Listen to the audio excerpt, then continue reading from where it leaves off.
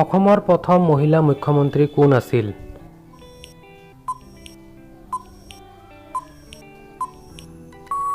Answer Syeda Anowara Timur.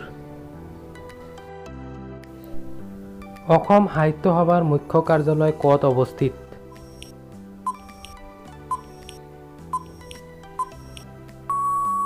Answer Jorhat. Assam দিৱস কেতিয়া পালন কৰা হয়?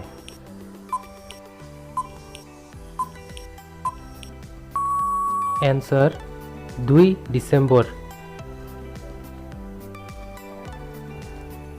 জোনাকী কাকতৰ প্ৰথম সম্পাদক কোন আছিল?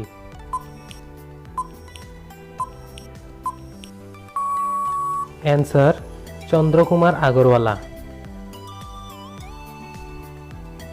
শংকৰদেৱে কোনখন নাটকত অভিনয় কৰিছিল?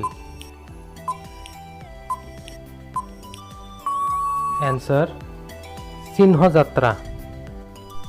যদি আপোনালোকৰ ভিডিঅ'টো চাই ভাল লাগিছে তেনেহ'লে চেনেলটো ছাবস্ক্ৰাইব কৰি বেল আইকনটো প্ৰেছ কৰি দিব। ধন্যবাদ।